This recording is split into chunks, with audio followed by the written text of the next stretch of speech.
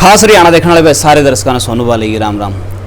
अलका कलैत के राजुंद गांव में हैं और दीपेंद्र सिंह जी हुड्डा यहाँ पर विकास देखने के लिए पहुँचे हैं और शायद तारीफ भी करें कि इतना तगड़ा विकास जो पहले शायद ना होया हो अब देखने को मिला होगा।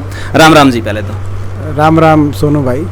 नहीं ठीक बात लग गया जी विकास। नहीं ठीक बात है, काफ़ी विकास देखने को मिल रहा है। बेरोजगारी का विकास, महंगाई का विकास, भ्रष्टाचार का विकास, नशे का विकास, ये हम ये नहीं कहेंगे सरकार में सारी चीज़ें नीचे गई हैं। बेरोजगारी, महंगाई, भ्रष्टाचार, नशा, ये ऐसी चीज़ें हैं जिसमें ना सिर्फ ये ऊपर गई हैं मगर रिकॉर्ड स्तर तक पहुंचाने का काम बीजेपी जेजेपी सरकार ने किया है। और ये केवल राज्यों में देखने की जरूरत नहीं, पूरे प्रदेश में देखा जा सकता है।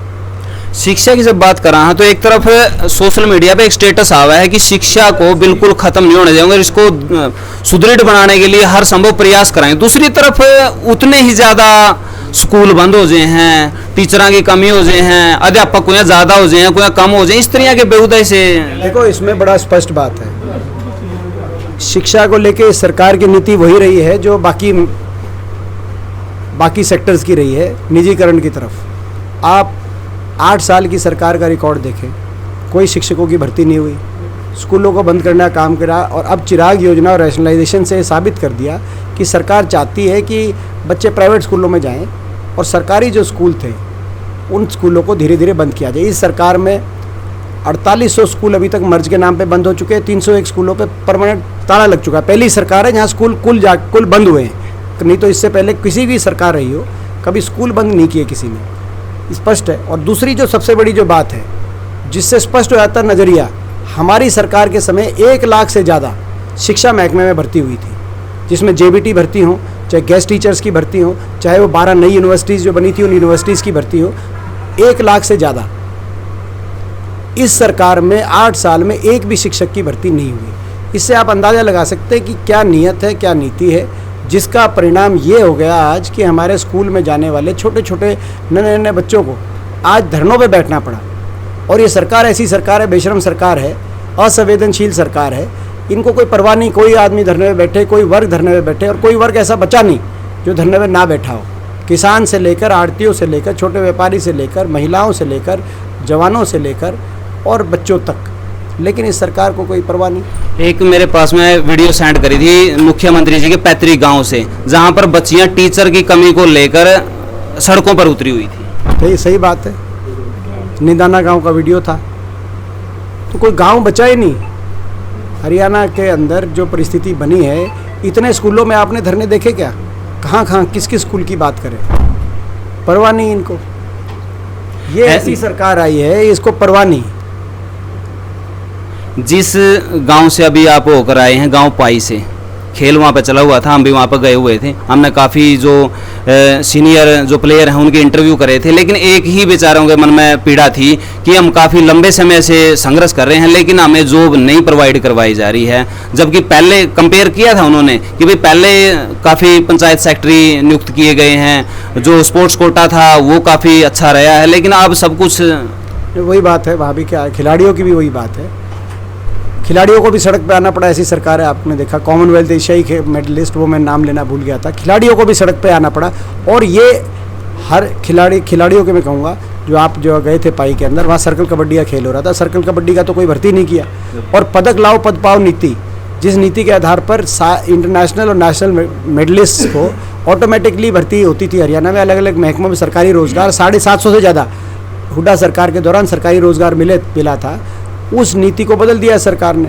आप नेशनल और बाकी गेम्स की आप बात छोड़ो, ओलंपिक की भी, हमारी जो पिछले ओलंपिक की बहन साक्षी मलिक, आज तक नियुक्ति पत्र हाथ में नहीं मिला साक्षी मलिक को। क्या कसूर था उस बहन का? पूरे देश में 2 ही मेडल आए थे पिछले ओलंपिक में, इस बार तो संख्या बढ़ी, पिछली बार 2 ही मेडल थे, एक पीवी सिंधु का, एक साक्षी मलिक का। लेकिन साक्षी मलिक ने हरियाणा में जन्म लिया था, क्या कसूर था? या ये सरकार ऐसी बन गई जो क्या दिखाना चाहती है सरकार? तो ये नीति बदल के रोक के क्या दिखाना चाहती है? और खिलाड़ियों को अपना धरने दिए, प्रदर्शन किए। दुख की बात यह है, जो मैंने आपको एक मूल बात बताई, आज लगभग हर वर्ग नई किसी डिमांड को लेकर सड़क पे नहीं आ रहा। जो उनको मिल रहा था और उनसे छीना जा रहा है सरकार द्वारा, उसको बचाने के लिए सड़क पे। किसान सड़क पे आया कि जो कांग्रेस की सरकार में एमएसपी मिल रही थी, उस एमएसपी को ना छीना जाए। आज आड़ती सड़क पे आए कि जो हुड्डा सरकार के समय जो पेमेंट का सिस्टम था उस सिस्टम को ना छीना जाए।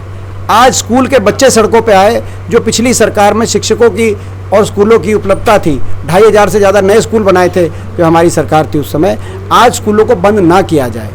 खिलाड़ी सड़क पे आए कि जो पदक लाओ पद पाओ की नीति थी उस नीति को ना बदला जाए। जवान सड़क पे आए कि आर्मी की जो भर्ती पक्की भर्ती होती थी 5000 हरियाणा से हर साल भर्ती होती थी, अब 5000 भर्ती के बाद हरियाणा के घटाकर ऑल इंडिया क्लॉज लाकर केवल 225 अग्निवीर की भर्ती हरियाणा से। तो वो जो नौजवान सड़क पे आए कि भाई पहले जो भर्ती होती थी वो उसको नहीं छीना जाए, नहीं तो बाद में मांगेंगे। जो मिल रहा था वो उनको अधिकारों को मांगने के लोग सड़क पे आना पड़ा 8 साल के बाद। और आप देखो ऐसी परिस्थिति विकास की है, लोग सड़क पे आने वाले हैं, पंचायत के इलेक्शन ही नहीं कराए इन्होंने। आज गांव में शहरों में क्या विकास की परिस्थिति है, लोग सड़क पे आने वाले हैं कि भाई जो विकास चल रहा था कम से कम उसको तो मत रोको आप। 8 साल विकास को जो है सरकार, विकासशील प्रदेश को आज जो है विनाश की तरफ लेके जाने वाली ये सरकार इतिहास में लिखी। आज मनोहर लाल जी की एक पोस्ट देखी थी जिसमें वो दुबई में लुल्लू राम जी से निवेश करवाने के लिए बातचीत कर रहे थे। अब उस बारे में तो हम क्या कहेंगे, अब वो जो है सरकार की क्या निवेश की नीति है वो हम बताने की आवश्यकता नहीं है। और एक पोस्ट वो भी देखी थी कि इतनी जल्दी थी निवेश कराने की, वो पासपोर्ट भी भूल गए थे, बिना पासपोर्ट की जहाज में चढ़ने की, जबकि 250 का काफिला उनके साथ में हमेशा रहता है जी। देखिए मैं व्यक्तिगत उनके बारे में या किसी के बारे में मैं बात नहीं करूंगा, लेकिन उनकी जो इस सरकार की जो विज़न होना चाहिए वो तो विज़न ये है कि उन्होंने हमारे समय 6 IMT लगी थी, इंडस्ट्रियल मॉडल टाउनशिप, औद्योगिक क्षेत्र जिसे कहते हैं, मानेसर के अंदर जिसमें मारुति का सबसे बड़ा प्लांट है, चाहे वो रोहतक की हो, चाहे खरखोदा की हो, चाहे अम्बाला की हो, चाहे फरीदाबाद की हो, चाहे मेवात की हो। इस सरकार ने आते ही कह दिया कि भाई अगर ज़मीन एक्वायर होगी तो ज़मीन एक्वायर में वो करना ही नहीं चाहती, तो इंडस्ट्री अब कहाँ निवेश होगा।